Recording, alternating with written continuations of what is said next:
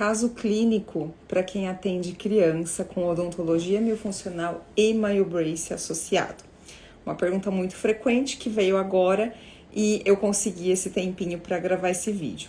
Então, a colega, a doutora Liliana, comentou que ela estava com um caso clínico desde a época do curso, que desenvolveu super bem no começo, maxila desenvolveu, mandíbula desenvolveu, só que passou alguns meses e começou a ficar a mandíbula um pouco mais avançada que a maxila e dando a sensação que vai entrar de topo ou até mesmo cruzar. Ela falou, Patrícia, o que está acontecendo? Onde que eu errei? Então, é muito simples, é muito comum isso acontecer, porque às vezes a criança está crescendo e a gente não percebe, e o aparelho deve ser trocado de tamanho, simplesmente isso.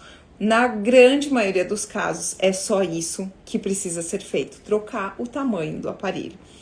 E o que acontece? Se não troca o tamanho do aparelho, continua com o aparelho pequeno, do tamanho do início do tratamento, pode acontecer sim dele conter o crescimento.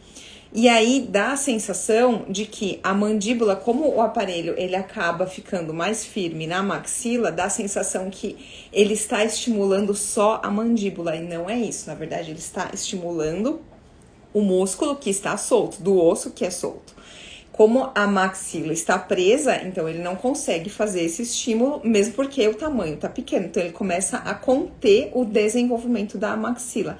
Mas deixei a colega tranquila, porque geralmente só a troca do aparelho é o suficiente para conseguir reverter isso e aí continuar estimulando. Então, como eu estava dizendo, quando não troca o tamanho do aparelho, pode cruzar, tá? A dentição, a mordida pode cruzar.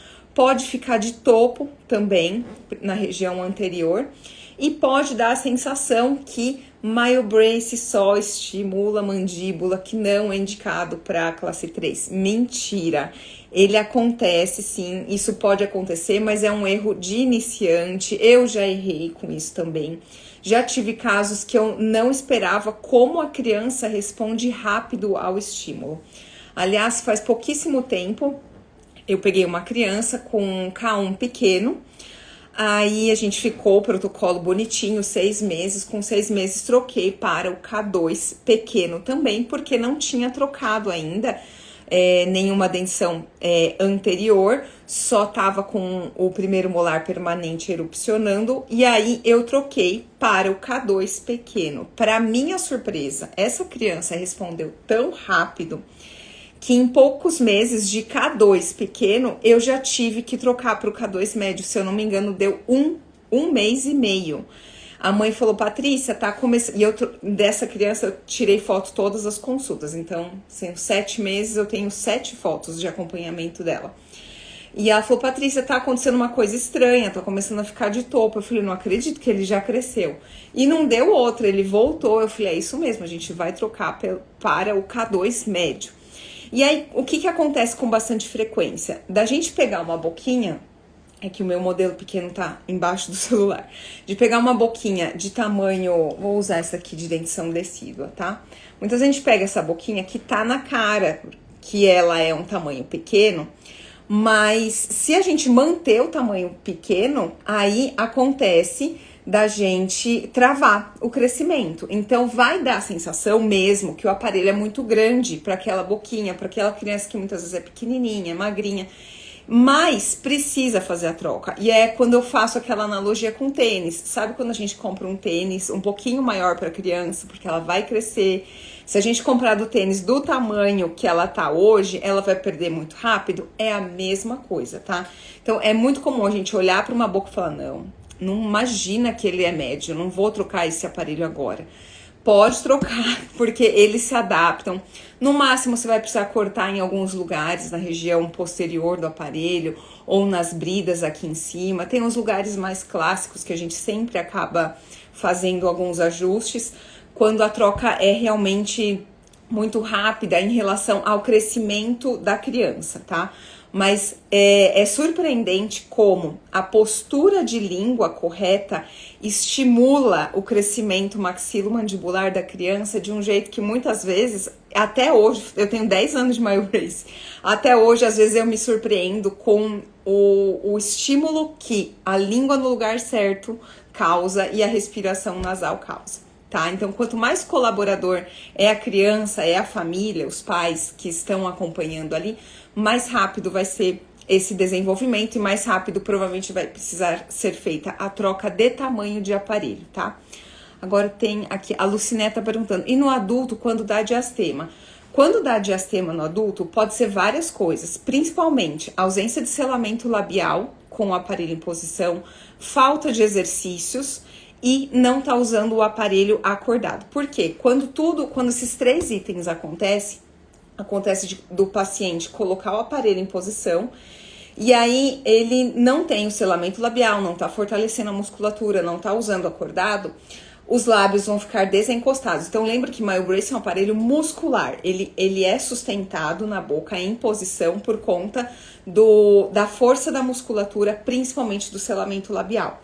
Então, quando esse paciente, ele acaba não tendo selamento labial, não tá praticando os exercícios, a mandíbula, ela com o próprio peso dela e a ausência do selamento, ela acaba caindo. E o anteparo lingual, que tá aqui debaixo da língua, ele sofre a pressão desses dentes da arcada inferior, da bateria antero-inferior. Com isso, ele acaba sofrendo com a força do aparelho, muitas vezes ele vestibulariza e abre diastema, mas é facilmente corrigido com a orientação de usar com selamento labial, reforçar os exercícios, o uso acordado e também a gente pode recorrer ao uso da fita micropor, tá? Eu tenho uma que eu sempre deixo aqui, essa espessura de fita é ótima, geralmente eu falo pro colega e para o paciente não comprar marca muito cara, por exemplo, 3M tem um adesivo muito forte, acaba às vezes até causando um pouco de alergia ou ferida na pele. Então eu falo para comprar da marca mais baratinha que tem, corta um tequinho desse e faz o selamento labial inicialmente com isso. Óbvio que a gente vai fazer isso nos pacientes que têm capacidade respiratória nasal.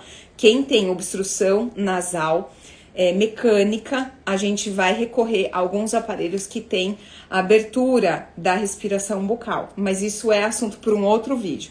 Então, só para concluir, para adulto, para fechar diastema, como a doutora Lucinéia perguntou, a gente pode pedir para usar nesse sentido aqui, o uso da fita, ou para quem se sentir mais confortável, desse jeito aqui. Eu, como fui minha paciente, logo no começo, eu fazia o uso da fita fazendo um cruz.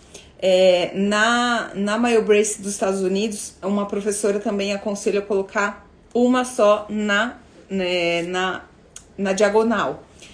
E tem vários, dentro da técnica de normalização da respiração buteico, eles usam assim. E tem alguns professores da MyoBrace de outros países que usam também no sentido vertical. É óbvio que a gente precisa ter feito antes a análise da respiração nasal. E aí entra o que eu comentei no vídeo anterior sobre a análise da respiração com o auxílio da tomografia computadorizada, tá bom? E só que também isso é assunto para outro vídeo. Daqui uns dias estarei conversando mais sobre isso também, tá bom? Era isso que eu queria conversar sobre esse caso clínico. Qualquer dúvida, coloquem aqui que eu respondo. Ou me manda no particular também. Um abraço e até o próximo.